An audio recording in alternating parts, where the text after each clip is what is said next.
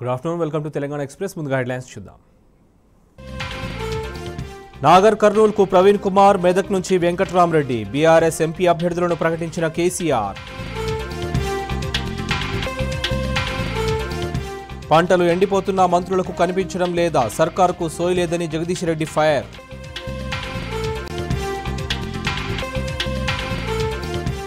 అకాల వర్షాలతో 2 లక్షల ఎకరాల్లో పంటలకు నష్టం, ప్రభుత్వం పరిహారం ఇవ్వాలని పల్లా డిమాండ్.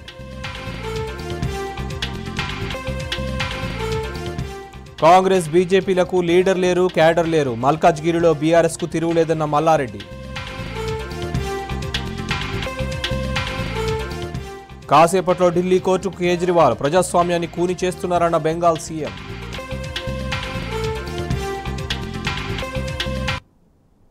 బీఆర్ఎస్ నుంచి పోటీ చేసే మరో 2 పార్లమెంటు అభ్యర్థులను పార్టీ అధినేత కేసీఆర్ ప్రకటించారు. నాగర్ కర్నూల్ పార్లమెంట్ స్థానం నుంచి మాజీ ఐపీఎస్ అధికారి ఆర్ఎస్ ప్రవీణ్ కుమార్, మెదక్ పార్లమెంట్ స్థానం నుంచి ఎమ్మెల్సీ మాజీ ఐఏఎస్ అధికారి పి వెంకట్రామరెడ్డిని బీఆర్ఎస్ అభ్యర్థులుగా అధినేత కేసీఆర్ ప్రకటించారు.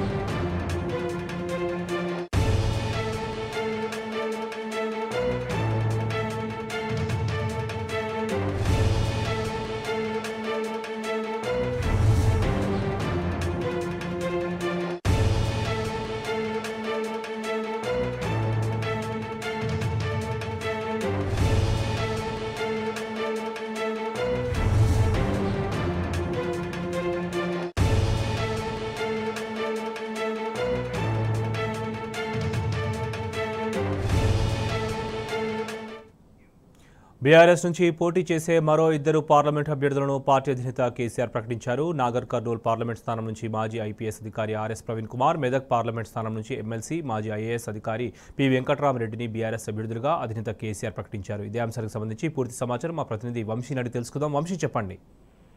కొద్దిసేపటి క్రితమే బీఆర్ఎస్ పార్టీ అధినేత కేసీఆర్ అటు ఏదైతే మరొక 2 అభ్యర్థులు ఎంపీ అభ్యర్థుల పేర్లకు సంబంధించి కూడా ప్రకటన చేయడం జరిగింది. ఒకటి మెదక్ ఎంపీకి సంబంధించి కూడా మాజీ ఐఏఎస్ అధికారి ఎమ్మెల్సీ వెంకటరామరెడ్డి పేరుని ఖరారు చేయడం జరిగింది. దీంతో పాటుగా అటు నాగర్ కర్నూలుకు సంబంధించి కూడా ఆర్ఎస్ ప్రవీణ్ కుమార్ పేరుని ప్రకటన చేసినటువంటి పరిస్థితి కూడా మనం చూస్తా ఉన్నాము. ఇప్పటికే ఏదైతే ఆయా జిల్లాలకు సంబంధించినటువంటి లోక్సభ స్థానానికి సంబంధించినటువంటి నియోజకవర్గ నాయకులు ఎవరైతే ఉంటారో వారందరితో కూడా సమావేశం నిర్వహించడం జరిగింది. వారి అభిప్రాయాలను తీసుకున్నటువంటి పరిస్థితి కూడా మనం చూస్తా ఉన్నాము. దాంతో పాటుగా లోక్సభ ఎన్నికలకు సంబంధించి కూడా ఎలా వెళ్ళాలి, దాంతో పాటుగా ఎలాంటి కార్యాచరణ రూపొందించుకొని ముందుకు సాగాలనే అంశానికి సంబంధించి కూడా వారితో చర్చించడం జరిగింది. వారికి సంబంధించినటువంటి దిశానిర్దేశం చేసి గెలిపే లక్ష్యంగా ఎలా ముందుకు వెళ్ళాలనే అంశానికి సంబంధించి కూడా వారికి తగు దిశానిర్దేశం చేసినటువంటి పరిస్థితి కూడా మనం చూస్తా ఉన్నాం. మొత్తం మీద చూస్తే మాత్రం గెలుపు దిశగానే అటు బీఆర్ఎస్ పార్టీకి సంబంధించినటువంటి ఎంపీ అభ్యర్థులకు సంబంధించి కూడా దిశానిర్దేశం చేసినటువంటి పరిస్థితి కూడా మనం చూస్తా ఉన్నాము. రైట్ వంశీ.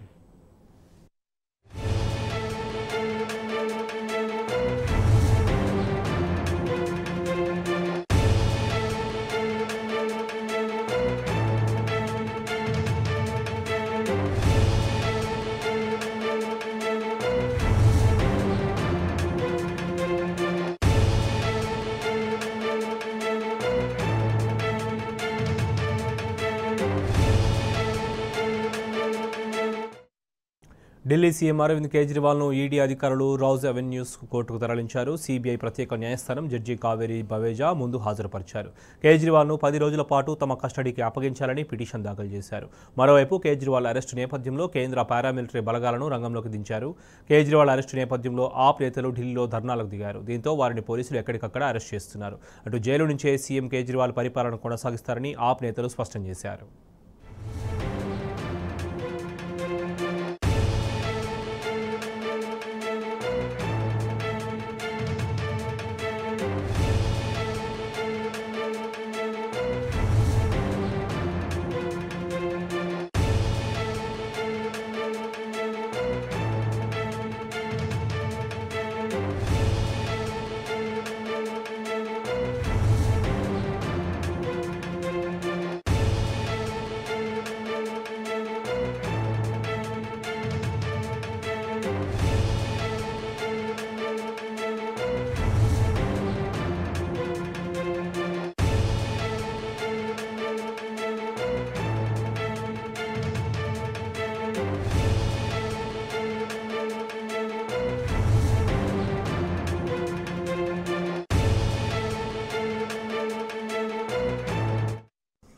ఢిల్లీ సీఎం అరవింద్ కేజ్రీవాల్ను ఈడీ అధికారులు రౌజ్ అవెన్యూస్ కోర్టుకు తరలించారు. సిబిఐ ప్రత్యేక న్యాయస్థానం జడ్జి కావేరి బవేజా ముందు హాజరుపరిచారు. కేజ్రీవాల్ను 10 రోజుల పాటు తమ కస్టడీకి అప్పగించాలని పిటిషన్ దాఖలు చేశారు. మరోవైపు కేజ్రీవాల్ అరెస్టు నేపథ్యంలో కేంద్రం పారామిలిటరీ బలగాలను రంగంలోకి దింపింది.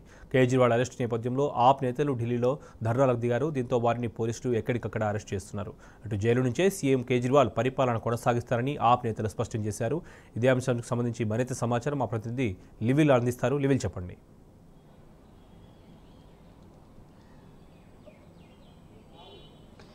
శోభన్ నిన్న రాత్రి 10 గంటల సమయంలో ఈడీ అధికారులు కేజ్రీవాల్ నివాసానికి చేరుకున్నారు. సర్చ్ వారెంట్ ఇచ్చి సర్చ్ ఆపరేషన్ చేశారు. అనంతరము అరెస్టు చేస్తున్నామని చెప్పేసి కూడా ప్రకటించి నిన్న రాత్రి 11 గంటల సమయంలో అరెస్ట్ చేసి ఈడీ ప్రధాన కార్యాలయానికి తరలించారు. ఈడీ ప్రధాన కార్యాలయంలో రాత్రి అంతా కూడా అరవింద్ కేజ్రీవాల్ ఉంచారు. ఈ నేపథ్యంలో ఇటు ఆప్ నేతలు ఆప్కు సంబంధించిన శ్రేణులంతా కూడా పెద్ద ఎత్తున నిరసన కార్యక్రమాలు చేపట్టినాయి. వారిని ఎక్కడ కూడా పెద్ద అవాంఛనీయ సంఘటన జరగకుండా భారీ బందోబస్తు ఏర్పాటు చేశారు. ఇటు ఢిల్లీ పోలీసులతో పాటు కేంద్ర బలగాలను కూడా మోహరించారు. ఎక్కడ ఎలాంటి అవాంఛనీయ సంఘటన జరగకుండా. అయితే ఢిల్లీ సీఎం అయితే ఎన్నికల నేపథ్యంలో ఇటు లోక్సభ ఎన్నికల నేపథ్యంలో క్రమం అరెస్ట్ అని చెప్పేసి కూడా మొదటి నుంచి ఆప్ నేతలు చెప్తున్నారు. అధికార పార్టీ ఢిల్లీలో అధికార పార్టీలో ఉన్నాం మేము. జాతీయ కన్వీనర్ మా కన్వీనర్ కూడా అరవింద్ కేజ్రీవాల్గా ఉన్నారు. ఇతను లోక్సభ ఎన్నికల్లో ప్రచారం చేయకుండానే బీజేపీ ఇలా కక్షపూరితమైన కుట్రలు చేస్తుందని చెప్పేసి కూడా చెప్పారు. ఈ నేపథ్యంలో ఉదయం వైద్య పరీక్షలు నిర్వహించారు. ఉదయం వైద్య పరీక్షలు నిర్వహించిన అనంతరం ఈడీ ప్రధాన కార్యాలయం నుండి నేరుగా రౌజ్ అవెన్యూ కోర్టుకు తరలించారు. కొద్దిసేపటి క్రితమే రౌజ్ అవెన్యూ కోర్టుకు చేరుకున్నారు. సిబిఐ ప్రత్యేక న్యాయస్థానంలో కావేరి బవేజా జడ్జి ముందు ఈ ఢిల్లీ సీఎం అరవింద్ కేజ్రీవాల్ను ప్రవేశపెట్టారు. ఈ నేపథ్యంలో 10 రోజుల పాటు ఈడీ కస్టడీకి ఇవ్వాలని చెప్పేసి పిటిషన్ పేర్కొంది. ఈడీ పిటిషన్లో పేర్కొన్న నేపథ్యంలో ఈడీ కస్టడీకి ఇస్తారా లేదా రిమాండ్కి తరలిస్తారా అనేది మరి కాసేపట్లో తీర్పును. అయితే గతంలో ఈడీకి సంబంధించి ఏదైతే వ్యవహారాలు ఉన్నాయో ఈడీ అరెస్ట్ చేసిన ఎవరైతే ప్రతినిధులు ఉన్నారో పిఎంఎల్ఏ కోర్టు కేసుల కింద వారందరికీ సంబంధించి కూడా సుదీర్ఘంగా వాదనలు జరిగాయి. ఆ సుదీర్ఘ వాదన అనంతరము చాలామంది కూడా ఈడీ కస్టడీకే ఇచ్చారు. ఈ నేపథ్యంలో కూడా అరవింద్ కేజ్రీవాల్ని కూడా కస్టడీకే ఇస్తారనేది కూడా ఒక సమాచారం అందుతుంది. ఏదేమైనప్పటికీ మరి కాసేపట్లో వాదనలు ప్రారంభమైన తర్వాత 10 రోజుల కస్టడీ అడిగిన ఈడీకి 7 రోజుల కస్టడీకి ఇస్తారనే సమాచారం కూడా అందుతుంది. అనంతరం 7 రోజుల కస్టడీలో మేము కొన్ని కీలక అంశాలను కూడా ఏదైతే ఢిల్లీ జల్ బోర్డుకి సంబంధించి కావచ్చు, ఢిల్లీ లిక్కర్ స్కామ్ సంబంధించి కావచ్చు, అనేక అంశాలను కూడా మేము కేజ్రీవాల్ ముందుస్తామని చెప్పేసి కూడా ఈడీ అధికారులు చెప్తున్నారు. అయితే మొత్తాన్ని చూసినట్టయితే ఈడీ ఈ దూకుడు అంతా కూడా బీజేపీ పార్టీ రాజకీయ కుట్రలో భాగంగా చేస్తుంది. కేంద్ర ప్రభుత్వం కేంద్రంలో ఉన్న బీజేపీ ప్రభుత్వం ఇవాళ ఈడీని, సిబిఐని, ఐటీని వాడుకొని రాజకీయంగా తొక్కే ప్రయత్నమే చేస్తుందని చెప్పేసి అనేక రాజకీయ పార్టీలు ఆరోపిస్తున్నాయి. అంతేకాకుండా ఆయన ఆమ్ ఆద్మీ పార్టీకి జాతీయ కన్వీనర్గా ఉన్నారు. అలాంటి కన్వీనర్ను స్టార్ క్యాంపెయినర్ కూడా ఉన్నారు. అలాంటి అతన్ని ఇవాళ ఎలా అరెస్ట్ చేస్తారు, ఇది అక్రమం అని చెప్పేసి కూడా చెప్పారు. ఖచ్చితంగా కేజ్రీవాల్ అరెస్టుకు సంబంధించి మేము బెయిల్ పిటిషన్ కూడా దాఖలు చేశామని చెప్తున్నారు. అన్యాయంగా అరెస్ట్ చేశారు, ఇది అక్రమంగా అరెస్ట్ చేశారు, నిర్బంధిస్తున్నారని చెప్పేసి కూడా చెప్తారు. గతంలో అరెస్టులకు సంబంధించి ఇలాంటి తప్పు పట్టించేందుకే కుట్రలు పన్నారని చెప్తారు. అంతేకాకుండా గత 15 రోజుల నుంచి కూడా ఢిల్లీకి ఆమ్ ఆద్మీ పార్టీకి సంబంధించిన ఢిల్లీ మంత్రులు ఒకరిద్దరు అరవింద్ కేజ్రీవాల్ ఏ క్షణమైన అరెస్ట్ చేయొచ్చు అని చెప్పేసి కూడా చెప్పారు. అది నిజంగా లోక్సభ ఎన్నికల ముందే ఇలా అరెస్ట్ చేయడం ఏంటని కూడా ప్రశ్నిస్తున్నారు. మేము అనుకున్నట్టుగానే లోక్సభ ఎన్నికల్లో మా పార్టీకి ఓట్లు పడకుండా, మా పార్టీ అభ్యర్థులకు సీట్లు మా పార్టీకి ఎంపీ సీట్లు రాకుండానే చేస్తున్నారని చెప్పేసి కూడా అందులో భాగంగానే ఇదంతా కుట్రలు జరుగుతున్నాయని చెప్పేసి కూడా ఇటు ఆమ్ ఆద్మీ పార్టీకి సంబంధించిన మంత్రులు చెప్తున్నారు. అంతేకాకుండా ఇటు దేశవ్యాప్తంగా కూడా ఆమ్ ఆద్మీ పార్టీకి సంబంధించి నిరసనలకు పిలుపునిచ్చారు. అంతేకాకుండా ఇటు కపిల్ సిబాల్ సైతం ఇది అరవింద్ కేజ్రీవాల్ అరెస్ట్ అక్రమం అని చెప్పేసి కూడా ఆయన ట్విట్టర్ వేదికగా చెప్పారు. అయితే ఈ అరెస్ట్ డెమోక్రసీలో అరెస్ట్ అనేది చేయొచ్చు, కానీ ఇలా ఎలాంటి ఆధారం లేకుండా నిరాధారమైన ఆరోపణలు చేస్తూ ఇవాళ అరెస్ట్ చేయడం ఏమమైన చర్య అని చెప్పేసి కూడా పలువురు ఆప్ నేతలు ఖండిస్తున్నారు. ఆప్ నేతలతో పాటు ప్రధాన ప్రతిపక్ష పార్టీలు కూడా ఇవాళ అరవింద్ కేజ్రీవాల్ సంబంధించిన అరెస్టును ఖండిస్తున్న పరిస్థితి కనిపిస్తుంది. ఏదేమైనప్పటికీ వాళ్ళ అరవింద్ కేజ్రీవాల్ అరెస్ట్ అనేది మాత్రం అక్రమం అనేది స్పష్టంగా తెలుస్తుందని చెప్పేసి కూడా ఆమ్ ఆద్మీ పార్టీకి సంబంధించిన కీలక నేతలు చెప్తున్నారు. అయితే అరవింద్ కేజ్రీవాల్ సీఎం హోదాలో తొలిసారి సీఎం హోదాలో ఒక సిట్టింగ్ సీఎంను అరెస్ట్ చేయడం ఇది ప్రప్రథమని చెప్పేసి చెప్తున్నారు. అంతేకాకుండా లోక్సభ ఎన్నికల వేళ ఒక సీఎంను అరెస్ట్ చేయడం ఏందని చెప్పేసి కూడా ప్రశ్నిస్తున్నారు. అయితే మొత్తానికి ఇటు ఢిల్లీ శ్రేణులు మాత్రం ఢిల్లీ ఆమ్ ఆద్మీ పార్టీకి చెందిన లీడర్లు మాత్రం ఏం చెప్తున్నారంటే ఢిల్లీ సీఎంగా అరవింద్ కేజ్రీవాలే ఉంటారు, జైలు నుంచే ఢిల్లీ రాష్ట్రానికి సంబంధించి పరిపాలన కొనసాగిస్తారని చెప్తున్నారు. అయితే మరోవైపు ఇటు లెఫ్టినెంట్ గవర్నర్ సక్సేనా సైతం ఢిల్లీ సీఎం అరవింద్ కేజ్రీవాల్ బర్తరఫ్ చేస్తారనే వార్తలు కూడా ఒకవైపు వస్తున్నాయి. వాళ్ళు ఇదంతా తీర్పు అంటే ఈ ఆర్గ్యుమెంట్స్ తర్వాత ఎలాంటి తీర్పు వస్తుంది, కస్టడీకి తీసుకుంటారా లేదా రిమాండ్కు పంపిస్తారా అనేది వేచి చూడాల్సిన పరిస్థితి. సుదీర్ఘ వాదనల అనంతరం తీర్పునిస్తారు. తీర్పునిచ్చిన అనంతరం 7 రోజుల కస్టడీ ఇస్తుందా లేదా 10 రోజులు అడిగినట్టు 10 రోజుల కస్టడీ ఇస్తుందా అనేది మాత్రం ఇంకా చూడాల్సి ఉంది. అయితే ఒకవేళ కస్టడీకి ఇస్తే మాత్రం ఖచ్చితంగా ఆయన సీఎం పదవికి రాజీనామా చేయాల్సి ఉంటుందని చెప్పేసి కూడా రాజకీయ విశ్లేషకులు చెప్తున్నారు. సీఎం పదవికి రాజీనామా చేస్తే ఆమ్ ఆద్మీ పార్టీ సంబంధించి ఎవరు సీఎం అవుతారు అనేది కూడా మరొక ప్రశ్న లేవనెత్తుంది. ఈ నేపథ్యంలో అతీష్ కావచ్చు ఇంకా ఇతర కీలక నేతలు ఆమ్ ఆద్మీ పార్టీకి పగ్గాలు చేపట్టున్నట్టు కూడా మనకు తెలుస్తుంది. మొత్తాన్ని చూసినట్టయితే అరవింద్ కేజ్రీవాల్ ఏదైతే అరెస్ట్ వ్యవహారం ఉందో ఇదంతా కూడా ఇల్లీగల్గా జరిగింది. లీగల్ ప్రాసెస్లో మేము ఖచ్చితంగా న్యాయ విచారణ న్యాయం మా సైడ్ ఉంటుంది, న్యాయం మాకు మేలు చేస్తుంది అని చెప్పేసి కూడా మేము నమ్ముతున్నాం. మా కోర్టు ఖచ్చితంగా మాకు అనుకూలంగా తీర్పునిస్తుందని చెప్పేసి కూడా ఆమ్ ఆద్మీ పార్టీకి సంబంధించిన నేతలు చెప్తున్నారు. మొత్తాన్ని చూసినట్టయితే కొద్దిసేపటి క్రితమే రౌజ్ అవెన్యూ కోర్టుకు చేరుకున్న అరవింద్ కేజ్రీవాల్కు మరి కాసేపట్లో ఈడీ కస్టడీకి సంబంధించి వాదనలు కొనసాగనున్నాయి. Shobhan. Right will, thank you.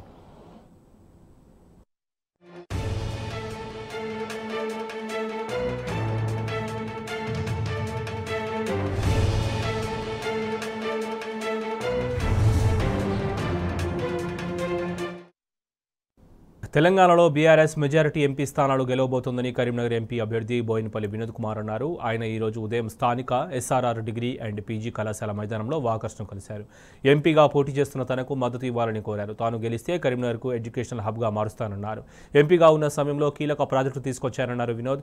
BJP Congress పార్టీలు తప్పుడు ఆరోపణలు చేస్తున్నాయన్నారు. ఈ రెండు పార్టీలకు ఎంపీ అభ్యర్థులు లేక తమ నేతలను వారి పార్టీలో చేర్చుకొని ఎంపీ టికెట్లు ఇస్తున్నారన్నారు. కాంగ్రెస్ ప్రభుత్వం ప్రజా సమస్యలను పట్టించుకోవడం లేదన్నారు వినోద్. చెయ్యికి ఓటేసి మా చెయ్యి పాపం చేసిందని గ్రామీణ ప్రజలు వాపోతున్నారన్నారు. ఈ ఎన్నికల్లో ఖచ్చితంగా బీఆర్ఎస్ పార్టీని ప్రజలు ఆదరిస్తారని వినోద్ అన్నారు. అయినా కూడా నా ప్రొఫెషన్ పక్కా పెట్టుకొని తెలంగాణ ఇప్పుడు ఖర్చైన 750 కోట్లు మాత్రమే. ఈరోజు ఎస్ఆర్ఆర్ కళాశాల మైదానంలో వాకర్స్తోని నేను ఇంటరాక్ట్ కావడం జరిగింది. మరి కరీంనగర్ నగరంలో ఈ గ్రౌండ్స్లో చాలామంది లేడీసు అదేవిధంగా జెంట్స్ ఉదయం పూట 5 గంటల నుండే మరి ఇక్కడ వాకింగ్ చేస్తుంటారు. ఇక్కడ చిన్నారులు మరి స్పోర్ట్స్లో కూడా క్రికెట్ అవన్నీ ఆడుకుంటుంటారు. అయితే ఇక్కడికి వచ్చినటువంటి సోదరులు ముఖ్యంగా మహిళా సోదరిమణులు ఒక రిక్వెస్ట్ చేశారు. ఈ గ్రౌండ్లో ఒక ఎక్స్క్లూజివ్ ఫర్ ఉమెన్ టాయిలెట్స్ కడితే బాగుంటుందనేది వారి అభిప్రాయము. ఉదయం పూట వాకింగ్ చేసినప్పుడు కొంత ఇబ్బంది ఉంటుందని చెప్పి వారు చెప్పడం జరిగింది. తర్వాత నేను ఇంటరాక్ట్ అయినటువంటి వాకర్స్తోని సీనియర్ సిటిజన్స్, స్టూడెంట్స్, యూత్ వాళ్ళందరితో ఒకటే చెప్పాను. నేను కరీంనగర్ నగరాన్ని స్మార్ట్ సిటీగా తీసుకురావడం జరిగింది. 2014 నుండి 19 వరకు మరి ఆ ప్రయత్నం చేసి కరీంనగర్ నగరాన్ని 1000 కోట్ల రూపాయలతోనే ఈరోజు అభివృద్ధి జరిగింది. దాదాపు 750 కోట్ల రూపాయల పనులైనా ఇంకా 250 కోట్ల రూపాయల పనులు జరుగుతున్నాయి. ఇప్పుడు చూడండి, ఎన్నికల సందర్భంలో రాజకీయ ప్రత్యర్థుల్ని ఏ ప్రభుత్వమైనా, అది బీజేపీ ప్రభుత్వం కానీ కాంగ్రెస్ ప్రభుత్వం కానీ, హింసించడం మంచిది కాదు. ఎందుకంటే ఎన్నికల సందర్భంలో ప్రచారం చేసుకోవాల్సిన అవసరం ఉంటుంది. కాబట్టి ఈ సందర్భంలో ఎలక్షన్ కోడ్ వచ్చేసింది. ఈ సందర్భంలో మరి ఇలాంటి అరెస్టులు మంచిది కాదు. ఎందుకంటే వాళ్ళు ప్రచారం చేసుకోవాలి కదా వాళ్ళ పార్టీ. అయితే విచారణలో పిలిస్తే పోవాల్సిన అవసరం ఉంటుంది. ఎంత పెద్ద నాయకుడైనా విచారణకు పిలిస్తే కంపల్సరీ హాజరై విచారణలో పాల్గొనాలి. కాబట్టి నా దృష్టిలో అతనికి ఈడీ సమన్స్ ఇస్తే పోలేదు కాబట్టి, హైకోర్టు దాంట్లో ఇన్వాల్వ్ కాలేదు కాబట్టి ఈరోజు విచారణ కోసము అరెస్ట్ చేశారు. వెదర్ అతడు కేసులో పెడతారా అదా తేలుతుంది ఈరోజు. నిన్నటిదానిక కాంగ్రెస్ వాళ్ళు ఏమన్నారు, బీజేపీ బీఆర్ఎస్ ఒకటన్నారు. బీజేపీ వాళ్ళు ఏమన్నారు, కాంగ్రెస్ బీఆర్ఎస్ ఒకటన్నారు. కాబట్టి ఇవన్నీ హాస్యాస్పదమైనటువంటి వ్యాఖ్యానాలు. రానున్న ఎన్నికల్లో ప్రజలు తప్పనిసరిగా బీఆర్ఎస్ పార్లమెంట్ సభ్యుల్ని పెద్ద సంఖ్యలో గెలిపిస్తారు. గత 3 రోజుల నుంచి నేను విస్తృతంగా పర్యటిస్తున్నాను. మార్పు అంటే గీ మార్పు కోసం కాదు, నీళ్లు లేక కరెంటు లేక ఇబ్బంది పడేటువంటి రోజుల కోసం ఈ మార్పుని ఓటేయలేదు. చెయ్యికి వేసినాము, మా చెయ్యి పాపం చేసింది. చెయ్యికి మేము వేసినాం, చెయ్యి గుర్తుకు వేసినాం, మా చెయ్యి పాపం చేసిందని చెప్పి వ్యాఖ్యానిస్తున్నారు గ్రామీణ ప్రాంతాల్లో చాలామంది ప్రజలు. నేను చెప్తున్నాను, కరీంనగర్ పార్లమెంటు నియోజకవర్గంలో నేను విస్తృతంగా పర్యటించే సందర్భంలో ప్రజలు మళ్ళీ కారు కావాలి, మళ్ళీ తెలంగాణ కావాలి అనేటువంటి వ్యాఖ్యానాలు చాలా వినిపిస్తున్నాయి. తప్పనిసరిగా ఈసారి ఈ పార్లమెంట్ ఎన్నికల్లో బీఆర్ఎస్ అభ్యర్థులు కారు గుర్తుకు, గులాబీ జెండాకు పెద్ద సంఖ్యలో ఓట్లు వేయబోతున్నారు. మీరు ఆశ్చర్యకరమైనటువంటి ఫలితాలు మరి బీఆర్ఎస్కు వస్తాయి. మీరు చూడండి, ఇప్పుడు దురదృష్టం ఏంటంటే కాంగ్రెస్ పార్టీ, బీజేపీ పార్టీలు మా పార్టీ వాళ్ళకి ఎక్కువ సీట్లు ఇచ్చిండ్రు. కరెంటు రాక, సాగునీరు లేక పంట నష్టపోయిన రైతులకు నష్టపరిహారం చెల్లించాలని దేవరకద్ర మాజీ ఎమ్మెల్యే ఆల వెంకటేశ్వరరెడ్డి డిమాండ్ చేశారు. వనపర్తి జిల్లా మదనాపురం మండలంలో సాగునీరు లేక ఎండిన పంట పొలాలను ఆయన పరిశీలించారు. నష్టపోయిన రైతులకు వెంటనే ఎకరాకు 10,000 రూపాయల పరిహారం ఇవ్వాలన్నారు. పాలమూరు జిల్లాలో మళ్లీ 2014 కంటే ముందున్న పరిస్థితులు కనిపిస్తున్నాయన్నారు. కాంగ్రెస్ వాళ్ళు చెప్పిన మార్పు ఇదేనేమో అన్నారు. రైతులను ముంచడానికి ఈ ప్రభుత్వం వచ్చిందని మండిపడ్డారు. ఎంతసేపు గత ప్రభుత్వంలో కేసీఆర్ చేసిన అభివృద్ధిని విమర్శించడం తప్ప కేసీఆర్ కంటే గొప్పగా పాలన అందించాలని సోయి ఈ ప్రభుత్వానికి లేదని చెప్పారు. అమలు కాని హామీలు ఇచ్చి ప్రజలను మోసం చేసి కాంగ్రెస్ అధికారంలోకి వచ్చిందన్నారు. బీఆర్ఎస్ పార్టీ రైతుల పక్షాన ఉండి ఇచ్చిన హామీలు అమలు చేసే వరకు కొట్లాడుతుందని ఆల వెంకటేశ్వరరెడ్డి స్పష్టం చేశారు.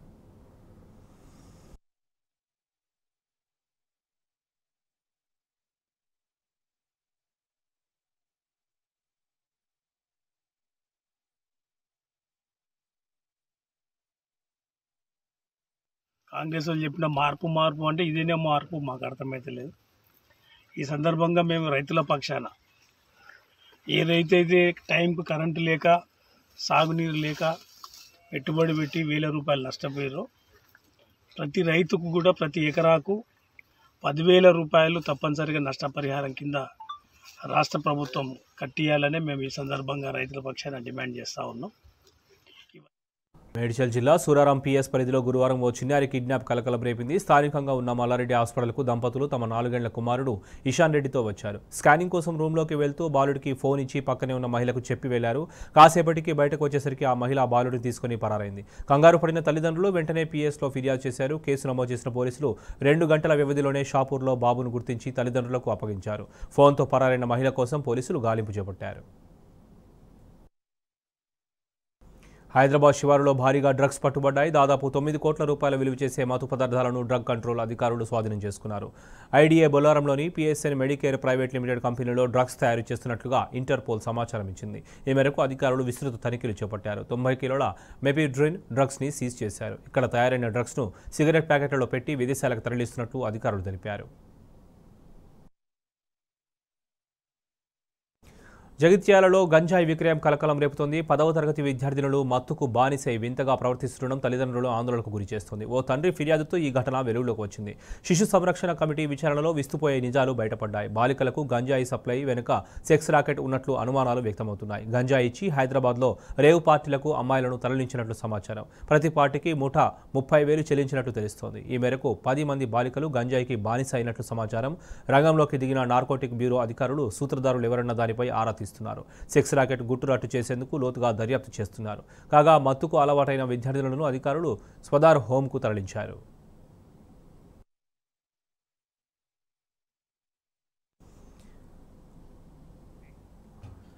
జనగామ జిల్లా పెంబర్తిలో సోషల్ వెల్ఫేర్ రెసిడెన్షియల్ పాఠశాలలో నిన్న ఫుడ్ పాయిజన్ జరిగింది. రాత్రి ఆహారం తిన్న విద్యార్థులు వాంతులు చేసుకోవడంతో వెంటనే ఆసుపత్రికి తరలించి చికిత్స అందించారు. అయితే చికిత్స పూర్తి కాకముందే ప్రిన్సిపాల్ కవిత ఆదేశాలతో హాస్టల్ సిబ్బంది ఈ రోజు విద్యార్థులను తిరిగి పాఠశాలకు తరలించారు.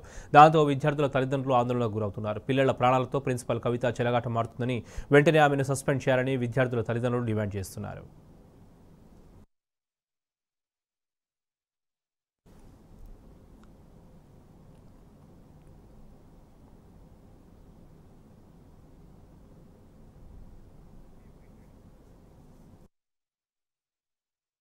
to 10:30కి కాల్ చేసిందండి. సత్త మేడం కాల్ చేసి మీ పాపకు కొంచెం ఇట్లా వామిటింగ్స్ అయినాయి, హాస్పిటల్ తీసుకొచ్చాను చెంపకిల్స్ హాస్పిటల్కి అంటే సరే అని ఆ నైట్ వెహికల్ తీసుకొని హాస్పిటల్కి వచ్చినాం. మేము చెంపకిల్స్ హాస్పిటల్కి వెళ్ళేసరికి అక్కడ ఈ పాప కొద్ది అనుకున్నాం మేము. పాప కాదు ఇంకా 5 మెంబర్స్ ఉన్నారు అక్కడ. ఇక అందరికి ఏమైంది ఏందని అడిగితే వామిటింగ్స్ అయినాయి పిల్లలకు అది అని చెప్పి సరే అని నైట్ అంతా అక్కడనే ఉన్నాం. ఈ సత్త మేడంకి ప్రిన్సిపల్ మేడం కాల్ కాల్ చేసి తీసుకెళ్ళి అవసరం లేదు హాస్పిటల్ ఉంచకు పిల్లల్ని తీసుకెళ్ళని ఆ మేడంని ఫోర్స్ చేయడం వల్ల ఆ మేడం అక్కడ నుండి మమ్మల్ని తీసుకొని వచ్చింది. నేను ట్రీట్మెంట్ చేపిస్తా, డాక్టర్స్ పిలిపిస్తా, అక్కడ ప్రైవేట్ హాస్పిటల్ చూపిద్దామని ఇక్కడికి రమ్మని చెప్పింది. ఇంటికి వచ్చినాక ఇంతవరకు నిన్న ఈ 7:30 జరిగింది ఈ ఇన్సిడెంట్స్. మేడం ఇప్పుడు వచ్చింది, ప్రిన్సిపాల్ మేడం ఇప్పుడు వచ్చింది. ఇప్పటి వరకు కూడా పిల్లలకు ఏం లేదు, ఫుడ్ లేదు, ఇంతవరకు హాస్పిటల్ కూడా చూపించలేదు. First near by hostel Narmetta hostel నుంచి ఫస్ట్ 2 పిల్లలు వచ్చినారు వామిటింగ్స్ అని, ఫుడ్ పాయిజనింగ్ అని ఫ్లూ స్టార్ట్ చేసినారు. ఫస్ట్ 2 బెటర్ ఉన్నారు, నెక్స్ట్ ఇప్పుడు ఇంకా 3 వచ్చినారు. Looks like food poisoning.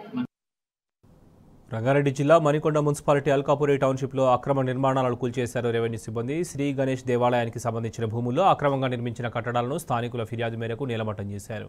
ఎలాంటి అవాంఛనీయ ఘటనలు జరగకుండా నార్సింగి పోలీసులు బందోబస్తు ఏర్పాటు చేశారు. మరోసారి దేవాదాయ శాఖ భూముల్లో అక్రమ నిర్మాణాలు చేపడితే చట్టపరమైన చర్యలు తీసుకుంటామని అధికారులు హెచ్చరించారు.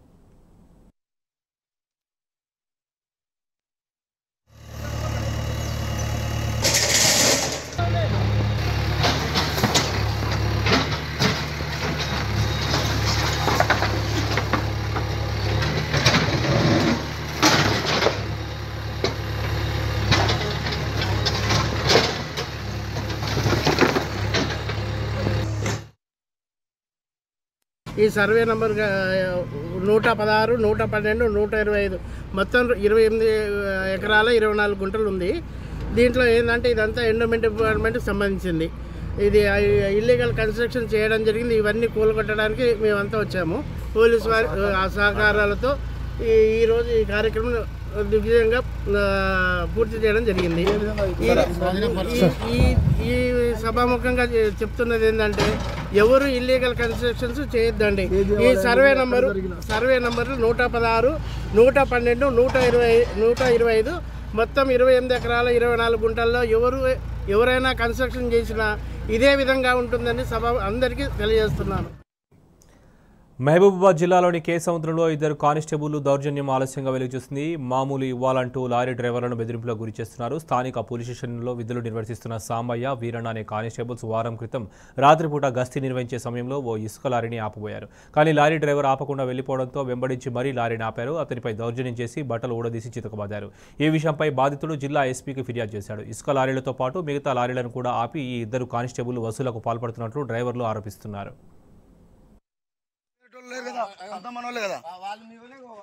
ఇప్పుడు బైక్ మీద వచ్చిన వాళ్ళు కూడా మనోళ్ళే. ఇక్కడ బైక్ మీద వచ్చిన వాళ్ళు మనోళ్ళే. నువ్వు వీడియో పెట్టు, మిషన్ పెట్టు.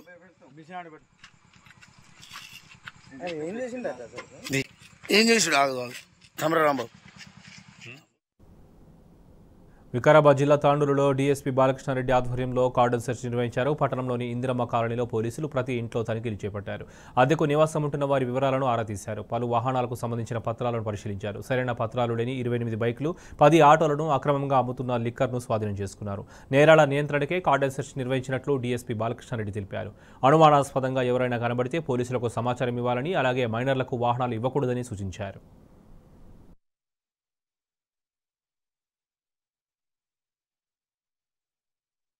కాలేజ్లో బయట నుంచి ఎవరు వస్తారు, రకరకాల ప్లేస్ నుంచి వస్తారు. వాళ్ళు ఏం చేస్తారో తెలియదు, మంచిగా చెడ్డో తెలియదు.